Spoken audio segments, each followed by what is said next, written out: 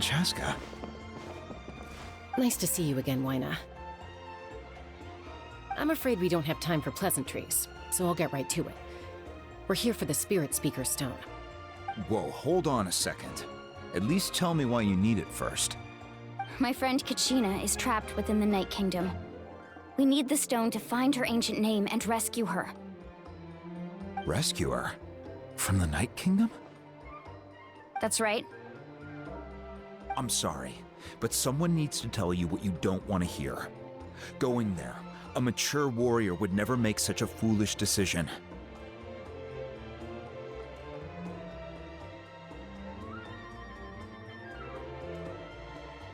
The nature of battle is unpredictable. You never know how it's going to end. Losing a friend is tragic, but when that happens, the best thing you can do is focus on how to prevent further casualties. I appreciate what you're trying to say, Chief Wyna. But if the price of maturity is abandoning a friend in need, I'll choose foolishness any day. If Kachina's still holding on, then so will I. I thought you might say that. Is something wrong, Wyna? This doesn't seem like you. Life isn't complete without taking risks. That's always been your mantra. It's nothing. The Night Kingdom is a dangerous place. Can't blame me for checking if you were up to the task. If you're that determined, far be it from me to stop you. Here's the stone. Keep it safe, okay? It's not like we have a spare. Thank you. Huh. Seems like you two go way back. But aren't you from the Flower Feather Clan, Chaska? Oh, Chaska's a peacekeeper, so she's famous throughout the tribes. She's always the one people call to resolve conflicts, so we slowly got to know each other that way. Her younger sister Quichi's always hanging around our tribe, too. She's helped us out a lot in the past. Oh, you have a younger sister? Yes, I'll introduce you to her sometime. But let's get back to business. Wyna, how do we use the stone? As you probably know, your intended destination is completely different from the real world. The Night Kingdom is like a river flowing with concepts, and the ancient name you seek is like a tiny fish swimming downstream. In that sense, the stone is like a fishing boat drifting down the river, but the boat alone isn't enough. You need a fisherman experienced enough to steer it in the right direction. We couldn't do that ourselves? With a little practice, I'm sure you could. You have the strength and the talent. If you want to make sure this works, though, I could recommend someone to you. Who? Vichama, a legendary warrior and scout from our tribe. He's got a keen eye and a well-honed intuition. Even his ancient name means to seek. If you're fishing for a name, you're gonna want him on the boat. Vichama? Why does that name sound familiar? He's one of Auntie Atea's hot spring buddies. I've heard stories about him. Where can we find him? Ever since Malco passed, he spends most of his time gazing out at the scenery from the cliff tops. Follow the path that way, and I'm sure you'll find him. Thank you. We'll go look for him there. Good luck. I hope everything goes well.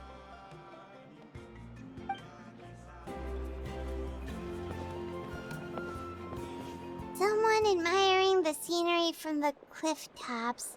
Ah! That must be him! Hello there, are you Vichama? That's me. Did you need something?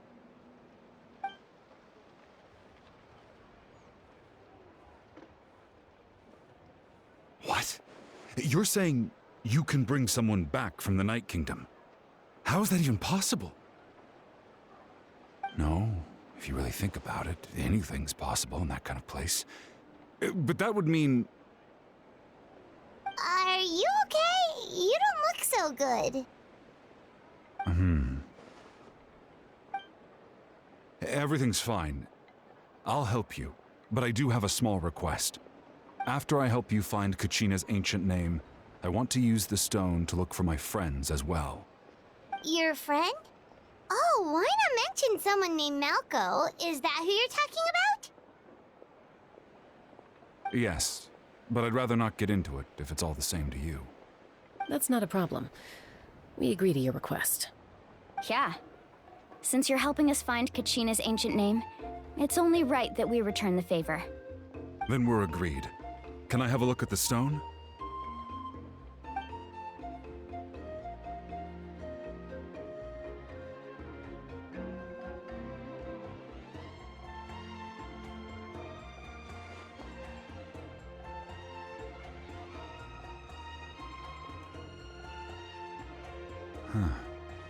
I see.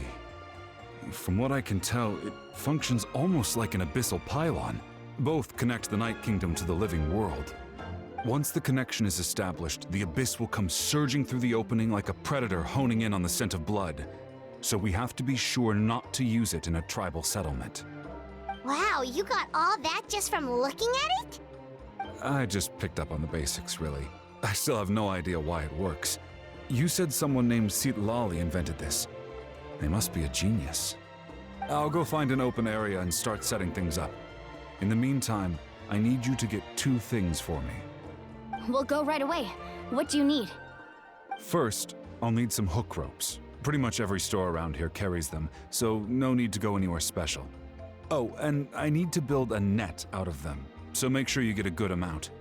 Wait, are you saying you're going to use a real net to catch Kachina's ancient name? How does that work when one's tangible and one's not? By creating something tangible in our world, like a net, we can create a connection to a corresponding concept in the Night Kingdom. Basically, I'm going to use the concept of a net to catch something equally intangible, an ancient name. Oh, I see. What about the second thing you needed? Right. I need 2 chunks of obsidian.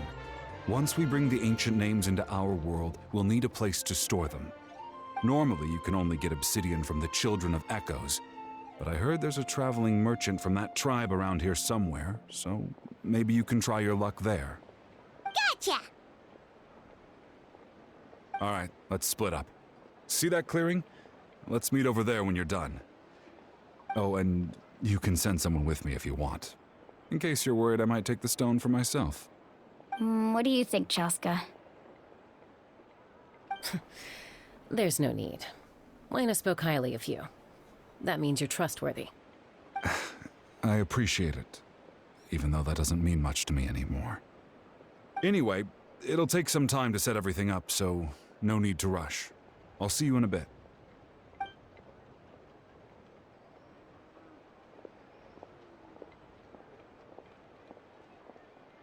What an odd guy.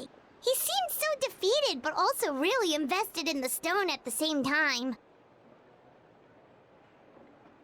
I don't have any more insight than you, Paimon. Let's just focus on the preparations for now. Hang on, Kachina. We're coming for you. Hello. Do you have any hook ropes for sale? Hook ropes? As in rock climbing equipment? Yes. How much for your whole stock? Oh, the whole thing? Let me see. That would be 30,000 mora in total. Deal? Deal. Wait, really? What, you want me to drive down the price? We just need these as fast as possible. Thanks. Oh, no problem at all. I'll even pass along some information on the house. These ropes are usually used by rock climbing enthusiasts. If you want to learn, Roka's the person you want to ask. All right, that's everything. Here you go. Now we need the obsidian. Let's go talk to the traveling merchant Bichama mentioned. Excuse me, do you sell obsidian? Why, yes. I've got a chunk for sale right over there. Perfect. Is that the only one, though? We actually need 2. That might be tough. Tell you what, I'll take a look through these boxes over here and we'll see what we can find. Thank you so much. We'll wait here.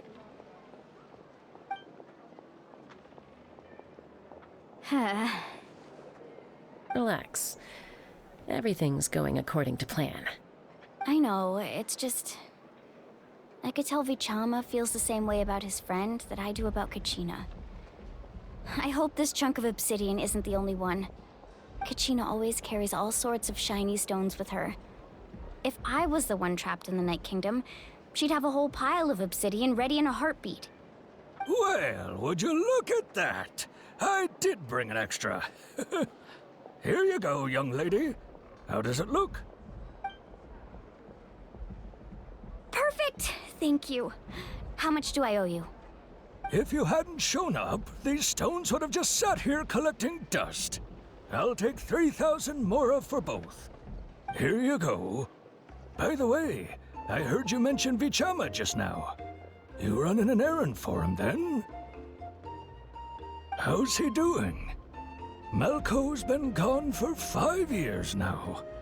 It's about time he started to move forward. Do you know what happened between them? I heard about it in passing while I was out drinking one night, but I don't know all the details. Vichama and Malco grew up together, and even made a name for themselves together. Malco was an amazing fighter, capable of knocking out multiple opponents in a single hit, while Vichama excelled at scouting and analyzing the battlefield. The two made an excellent team, and managed to beat back the Abyss several times. 5 years ago, they both emerged triumphant in the pilgrimage, and were placed on the same team to fight the Abyss. But on the eve of battle, the Abyss launched an attack on their tribe, and Vichama suffered an injury to his leg while attempting to rescue someone. Then what happened? The team agreed that he couldn't fight the Abyss in his condition. Vichama didn't argue. He knew going to the front lines with an injured leg would make him a burden in battle. So they raised the issue with the Pyro Archon, and she agreed to let him stay behind. It's just... Malco and the others ended up facing hordes of abyssal monsters in numbers that far exceeded anyone's expectations. The team made an error in judgment, and they fell to the onslaught. Vichama went into a deep depression after that. He blames himself for everything. Oh, you're not wrong. But it's possible he chooses to blame himself. Not because he did something wrong, but because he wasn't able to do anything at all. I've tried convincing him to move forward, to stop dwelling on the past. But the shadow of Malco's death hangs over him still. The Abyss has caused so much suffering, and some wounds never heal. I wish there was something he could do to make himself feel better, but... anyway, that's the gist of it. Maybe you could help him talk things through sometime. I would really appreciate it. Did you get everything? Yep, it's all here. When do we start? I've made all the necessary adjustments, so we're good to go. As agreed, I'll help you find Kachina's ancient name, and then you return the favor. Go ahead.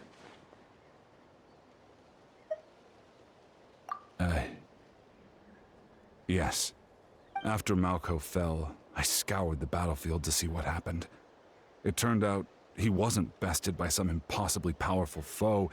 He was dragged to his grave by the sheer number of enemies. If I had been there, I would have been able to sense the danger. I could have warned them not to advance. I've always blamed myself for what happened. But when you told me about Kachina, I realized there's a chance Malco might also be alive, fighting for survival in the Night Kingdom.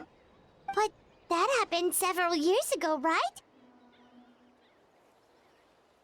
The Pyro Archon said all life within the Night Kingdom eventually becomes one with the Sea of Souls. There might not be much hope, but I still have to try. Malco and I promised each other, even if we never managed to root out the Abyss for good, we would fight together until the end. All right, let's get to it. I'll start searching for the conceptualized version of Kachina's ancient name. If you see any fragments scattered around the area, please collect them.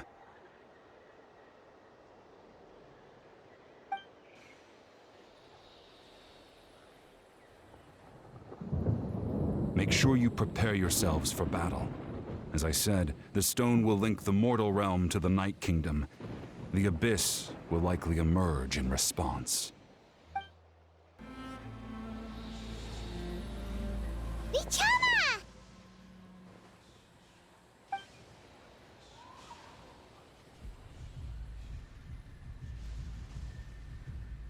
Quick! Take it!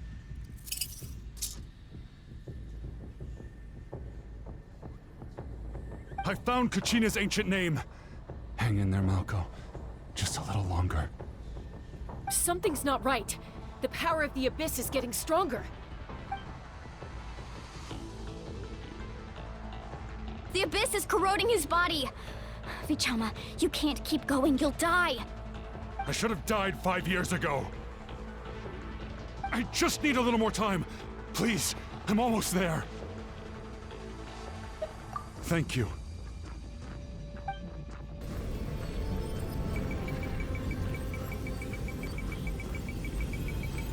Whoa, watch out! The power of the Abyss is strong.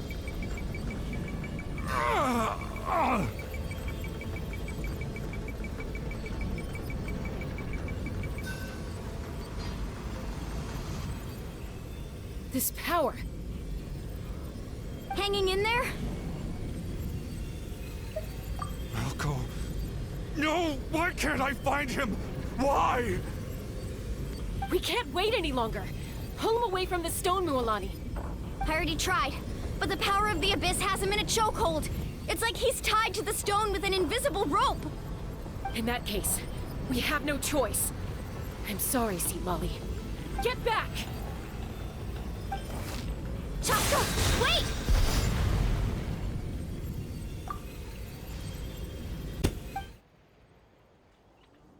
Ouch! What happened just now? It looked like the Spirit Speaker's stone was... The stone's power was spiraling out of control. The only way to stop it was to destroy it. You were all caught in the shockwave of the explosion. You might feel dizzy for a while, but that's normal.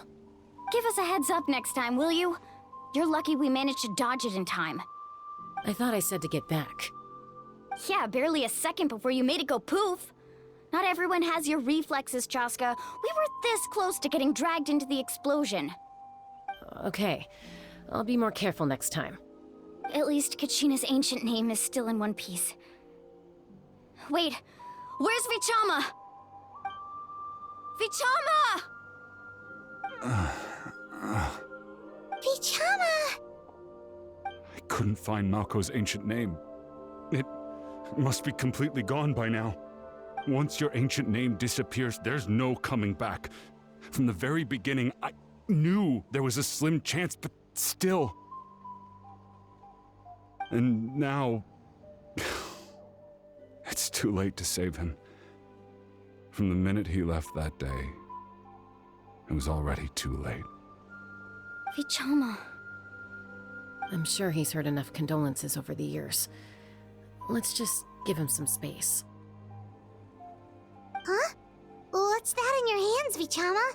It looks like something's glowing. Huh? This is...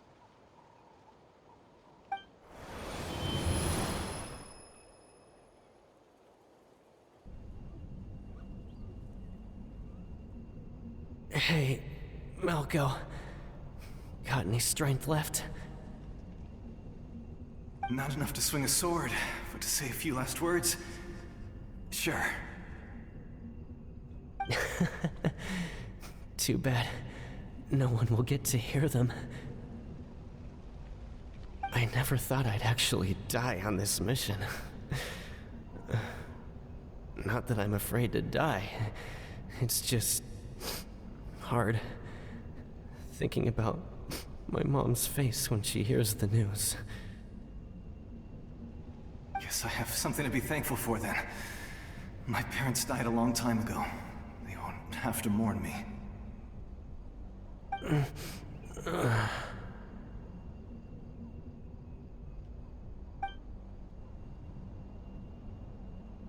Pisak! Always had to beat me at everything, didn't you? Right to the end, you were never one for goodbyes. Maybe you're right. Maybe no one will get to hear our last words. But just in case... Vichama, I'm so glad you didn't come with us. Don't be sad. Just keep on living. For the both of us.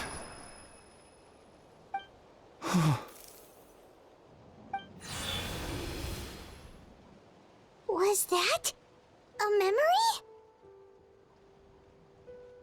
Seems like we were able to salvage something after all.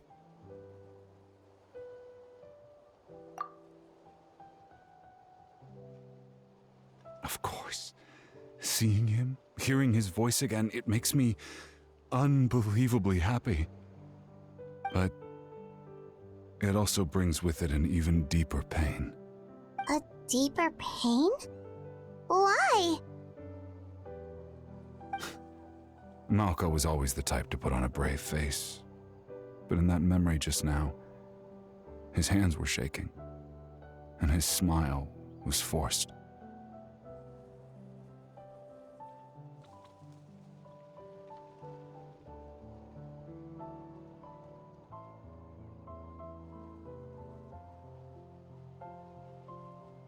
For all these years, I regretted not being able to fight alongside him to the end. And now I know, at the end of his life, he was thinking the same thing. Vichama. I'm fine. Actually, I heard Chief Wyna wasn't really on board with your plan to go to the Night Kingdom. When you asked for my help, I hesitated too. I knew helping you find your friend's ancient name meant leading you one step closer to danger. But I also understood why you had to try. Everyone has regrets in life, but not everyone gets the chance to make up for them. Once allowed to fester, guilt strips us of our most valuable qualities as warriors. In that sense, we might as well choose the braver path from the very... If I could do it all over again, I would have followed Malko to the front lines no matter what. Even with an injured leg, there were still things I could have done. That way, even if the outcome stayed the same, I still would have fought alongside him to the end. There are critical junctures in life, and if you don't seize the chance to act, there's no going back. That's something I had to learn in hindsight. But you're still at the crossroads of your journey, so... I hope you can walk away without regrets. Thank you, Vichama. I feel even more determined now. Kachina will come back to us. I'll make sure of it. I promised I would find her, and I intend to keep that promise. That's good to hear. Strange. My body, it's... Once abyssal corrosion enters the body, a portion will fuse itself to your internal organs. Even though the Traveler possesses powers of purification, the corrosion can never be fully eradicated. Thanks to him, though, you were only briefly exposed. Slowing your breathing and controlling your emotions should help you keep the symptoms in check.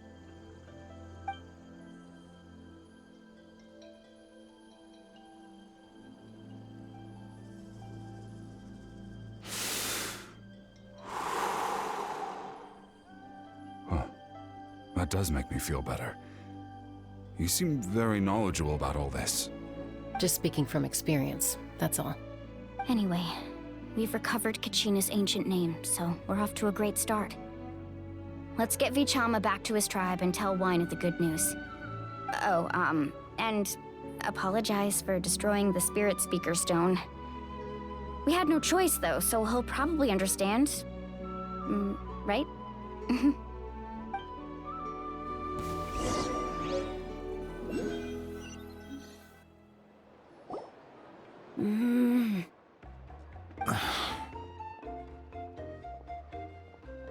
Koichi, are you really gonna just stand there like that? I don't know what you want from me. I think you know exactly what I'm trying to say, Uncle Wyna. I can hear it in your voice. Honestly, it's just one thing after another with you two. They're back. Koichi? What are you doing here? Don't play dumb with your own sister. You know exactly why I'm here. My apologies, everyone. I just need to borrow Chaska for a few minutes.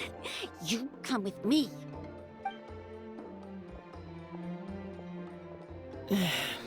I'll be just a moment. Who was that?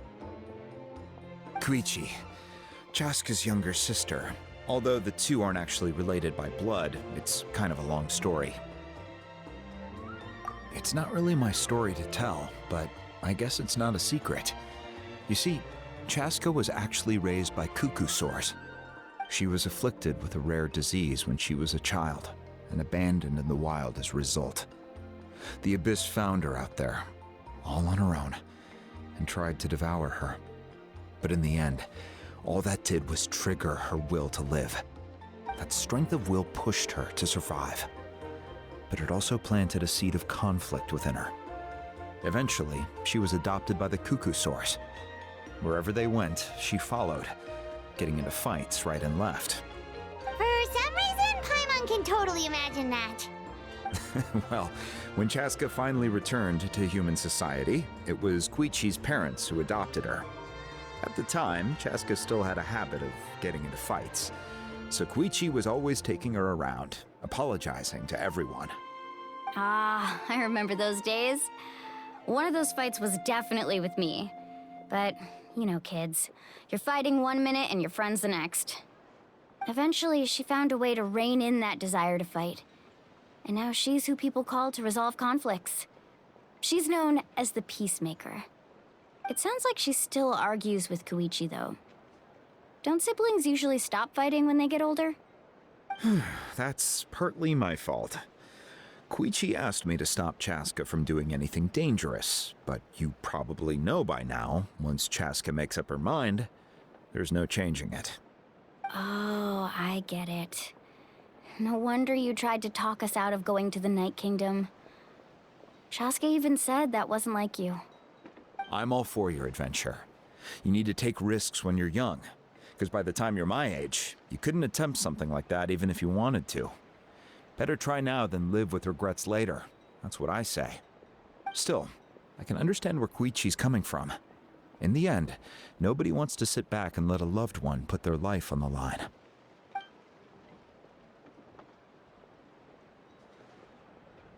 All right, it's just the two of us now. You have 1 minute to explain yourself. I don't have anything to say. You don't have to approve, but you should know I only do what's necessary. That attitude is exactly the problem. It's like you don't care. You try to sneak off to the Night Kingdom behind my back and then play it down as if it's just a trip abroad. Well, technically I am going abroad, right? Again with the excuses! We agreed, didn't we? There are 4 levels of danger. If it's not something urgent, you can only engage in level 2 danger and below. You can only go up to level 3 if a situation is so dire there's absolutely no alternative. But a trip to the Night Kingdom? If that's not a level 4, I don't know what is. And you were just going to sneak into the place without saying anything. What do you mean, sneak into the place?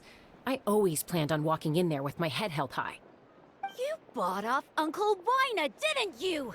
He promised me he'd stop you from doing anything dangerous. Oh, it's like he didn't even try. You feel like he went back on his word. What if I told you my mind was made up, and there was nothing he could have done? Not even by force. Oh, I knew it! So he did try to say something, but you didn't listen. This is important. If you were in my shoes, you'd make the same decision. You don't know that? I'm a doctor, and I handle logistics. If you're going to waltz into a dangerous situation where you could lose control at any moment, it's my duty to say something. All right, whatever. Anything else? What do you mean, anything else? Why don't you reflect on what you've done and promise me you'll stay put? Time out. Is this one of our normal arguments or a serious one? Chaska, does it sound like I'm joking? Then... you need to know something. What happened to Kachina was partially my fault. I can't leave her there to die. That's not who I am. But the person you become when you lose control, that's also not who you are! That's a different issue. You said it yourself. A person is only as good as their morals. If I want to live in Natlan, I need to display qualities that make me worthy of this nation. I've also told you that managing your condition is equally important. Sometimes you have to make sacrifices. All right, let's stop this here. If we keep going, I might actually have to get serious. And I think Wyna prefers his roof attached to his house. Is that a threat? That sounds like a threat to me. Koichi! Younger sisters are supposed to listen to their elders.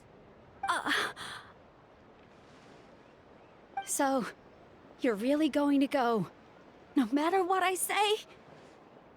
I'm supposed to be your sister. Then support me. I'll be back. All you have to do is wait. Chaska. So, that's it. Why'd you have to turn out to be so darn annoying?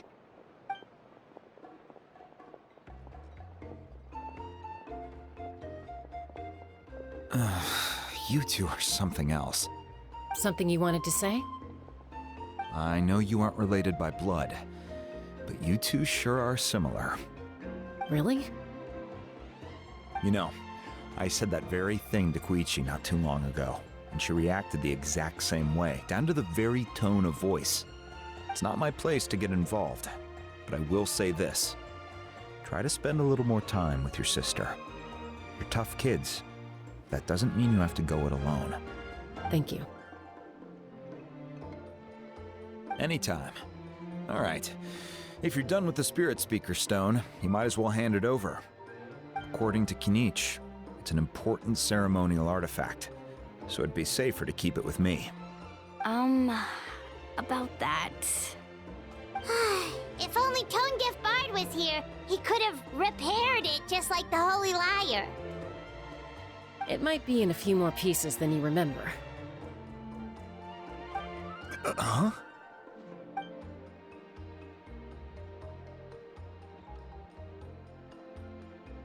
I see.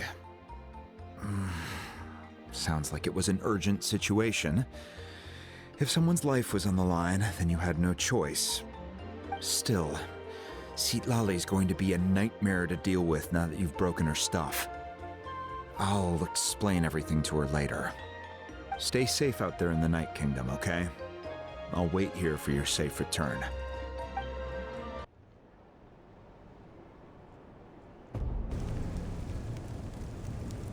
We're back! We found Kachina's ancient name, too! Well, it's fairly complicated. Let me give you the condensed version. The Fatui again? We can't go anywhere without them causing trouble. But what if the Fatui finds out you've lost your power? Won't they try to take advantage of the situation? That's why it has to be our little secret. No one else can know, or we're asking for trouble. Look, I wish I could offer you some sort of consolation, but I won't lie to you.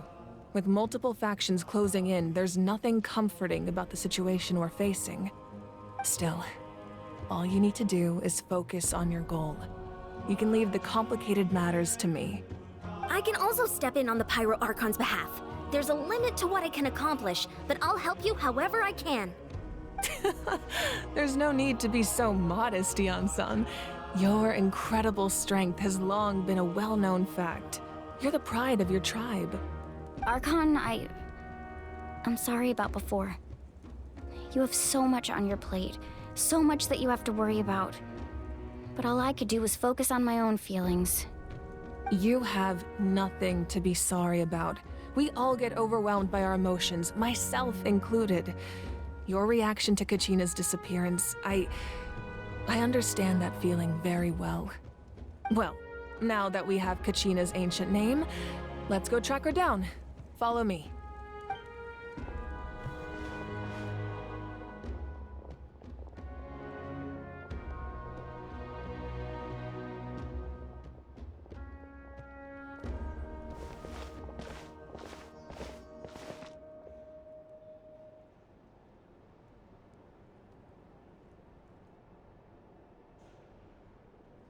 What is this place? Hey, isn't that Atea's talisman? Good eye. This is where I store all the various mementos I've collected. Whoa. I've never seen this place before. There's so many things in here. It looks like there are items from every tribe. Collecting them must have taken a lot of effort. I suppose you could think of it as a hobby of sorts. In Natlan, everyone grows up listening to the stories of heroes, and physical items do a far better job of preserving those stories than our own memory. Now, I still have some preparations to make for the ceremony, so feel free to take a look around in the meantime. If you're curious about an item, I'm more than willing to tell you about its origins. Alright, we'll have a look.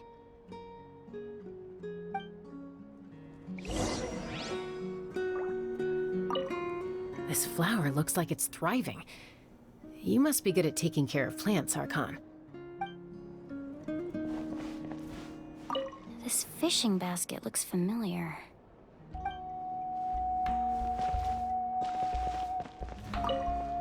Make sure to handle everything with care. This cup, for example, it's heavier than it looks.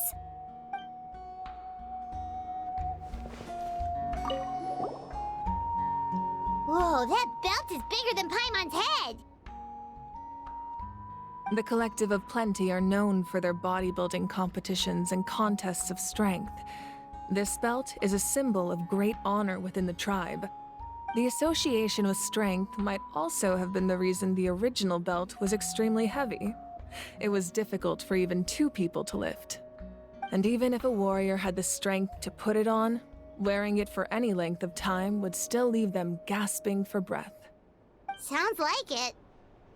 So the owner of the original belt, Kitera, commissioned a craftsman to make a copy identical in appearance but far lighter in weight. That is the belt you see before you. He would often wear this version when training in order to protect his waist.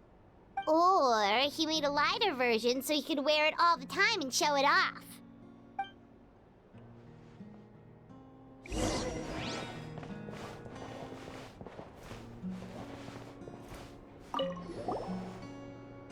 Hey, there's a fishing rod here. It must have belonged to the people of the springs. That's right.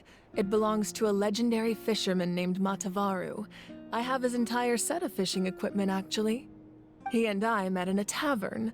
He told me about a particular kind of giant fish and his meticulous plan to catch it. In his eyes, I saw a hunger and a strong fighting spirit. To him, the sea was the battlefield upon which he staked his honor.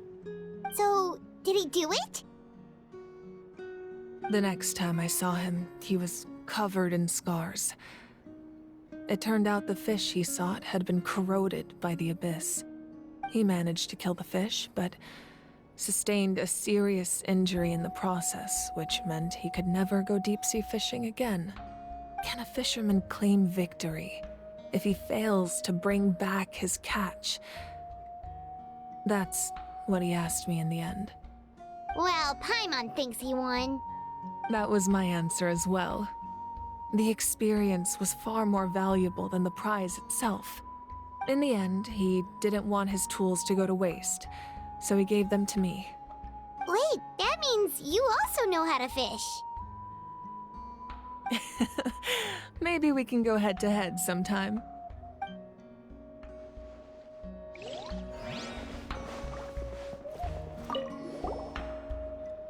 This is Atea's talisman. I'm sure you're familiar with this one already. Atea was rarely ever without it. The talisman brought her a lot of luck in battle.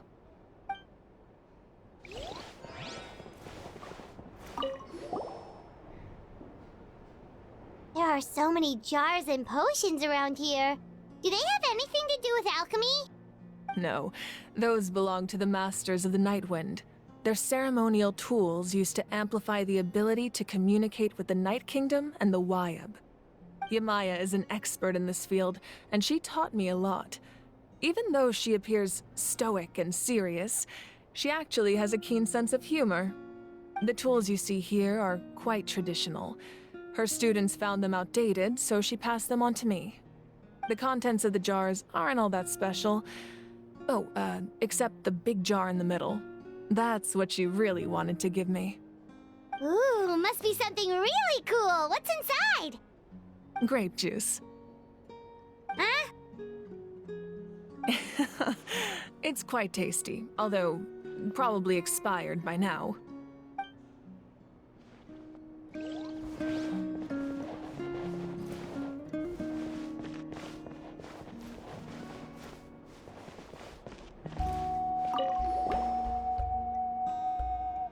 Whoa, this weapon is huge! Which tribe did it belong to? Ah, that weapon belonged to Tenoch, a hero from 500 years ago. Strictly speaking, he didn't belong to any single tribe. That's because even before the disaster with the Abyss broke out, he had already been exiled. Exiled? It was a punishment imposed out of necessity, but he accepted it all the same. He believed it was what he deserved. When the Abyss attacked, the tribes found themselves in urgent need of a powerful figure to lead them into the battle, and there was no one more courageous or resolute than him. He united the 6 tribes and accomplished great feats throughout the war. Ultimately, he perished, and because he had already lost his ancient name, the Ode of Resurrection was unable to bring him back. And so, he was laid to rest, alongside the countless warriors and civilians who lost their lives, buried in the soil of his native land. Wow, he sounds like a true hero. Indeed, even now his story is told throughout the land.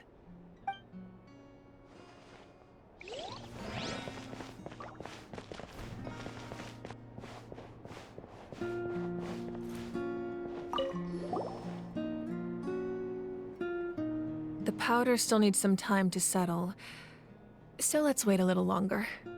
Well, what do you think of my collection? Do you feel like you have a better understanding of Natlan's culture now? Yeah, if each item represents a different story, seems like Natlan's really been through a lot. Does every item hold a special memory, just like Atea's talisman? That's right. The items in my collection actually serve a similar purpose to the ancient names passed down among the tribes.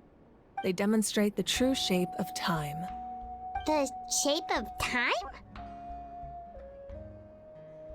Most people perceive time as a linear concept, almost like a straight line that can only move forward. We cannot change the past or predict the future. But there's also a different theory, one that I believe to be closer to the truth. Namely, that the past, present, and future all exist at once. At once? Paimon's not sure she understands. Let's say your journey ended right now. Thinking back on your experience in each nation, which one would you say was the most important? Exactly. Even at the end of your journey, the things you experienced along the way don't cease to exist. They become part of who you are. Take out a portion of that journey, and you would likely make very different decisions, and eventually arrive at a very different destination. The future is the same way. It exists even though it has yet to come to pass. We just lack the means to perceive it. Of course, there are those with the power to foresee the future. They simply call it by a different name. Fate. You're quite familiar with that concept, I would imagine. That does kinda make sense. The future hasn't happened, but already exists. Humanity excels at living in the present, but too often we forget the past. and neglect the future. While the Pilgrimage and the Night Warden Wars lead us to a better future. Only by uniting the people of Natlan across countless eras can we fight back against an enemy as formidable as the Abyss. To come up with such a set of rules, the first Pyro Archon must have possessed a level of insight I can only imagine. That's correct. At first, he was a mortal man with no special power. After he ascended to the Divine Throne, he used it to borrow power from the heavens and establish the rules of Natlan. Namely, a framework through which ordinary people can ascend to Archonhood. By holding the pilgrimage, we're able to determine the strongest among us. And when that person ascends to the Divine Throne, their inner flame will awaken. In addition, the Sacred Flame will grant them significant knowledge and memory of this land. After all, that's how I came to know everything I just told you.